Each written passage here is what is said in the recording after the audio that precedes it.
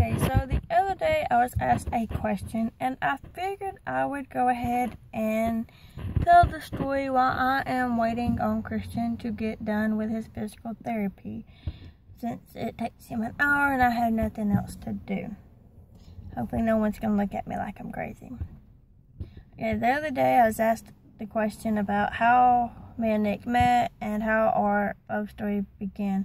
Now, I've talked about us meeting and all of that, but I've never fully talked about what was in play. Okay, now remember, this was back when MySpace was still a thing, you know, before Facebook blew up. I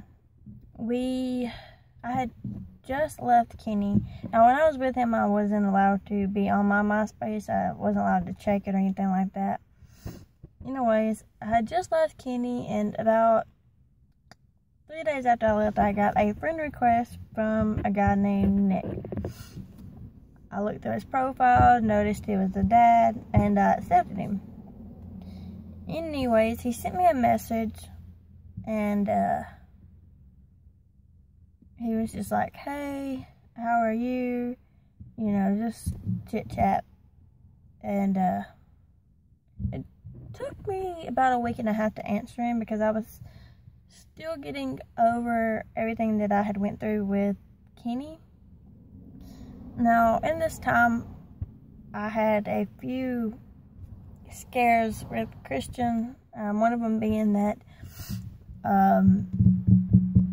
I went into labor, and I had to be took to the hospital by an ambulance. And my twin sister, Tanya, had sent him a message letting him know what was going on. Then the next day, we were talking, and he said he really wanted to meet me. Now, we started talking at the beginning of August. I was like, okay. He said, I'll come to your house. So he drove down on a weekend when he was off work and he didn't have the girls. So he came down, and when I first met him, I was fine all the way up till him getting to the house. Then when I saw him, I got really nervous and really shy to where I wasn't talking. I just couldn't say anything. And my mom was like, you know, he's here for you, not for the family. And a funny story to that, I actually was so nervous that I backed into the cactus plant that was in my Aunt Peggy's yard. It was so embarrassing. But then I got used to him and started talking to him. We went and ate Subway because that's what I was craving. Then we went to the park and we just walked around, held hands and kissed, but not like French kiss. We just kissed. And then after that, he sent me a message saying he had fun and he was glad he got to meet me, and asked if I would be his girlfriend. So me and Nick actually started dating on August the 15th. If any of y'all put together, that means 2 days ago was our 8th-year anniversary. And since we've been together. And I was like, yeah. And then he would come up every weekend. He would spend the weekend, and then he'd go home. And then it was right after I had Christian, he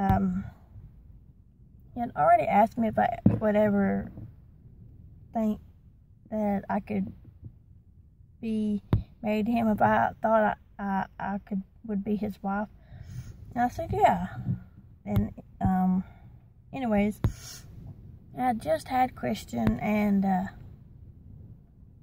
he said he had to go outside and do something. And the nurse had come and got Christian from me to take him back to give him a bath. And when they came back in, he was with her, and he handed me Christian, and he said that he needed his diaper changed, which now I realize that was just a lie to get me to take Christian out of his blanket. And I take him out of his blanket, and he has on this cute little onesie, and it says, "Will you marry my daddy?" And I started crying. It was so cute, and I was like, yeah. And then we got married when Christian was 3 weeks old. Yes, we got married fast, but it's worked so far. So when you know, you know. It doesn't matter how long you've been together.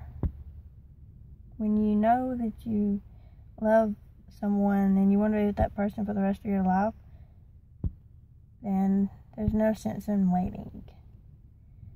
But that is our love story, and it's still going strong almost 8 years later.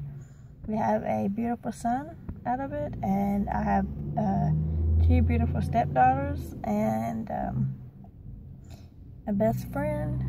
Yes, it may be his ex-wife, but it's okay.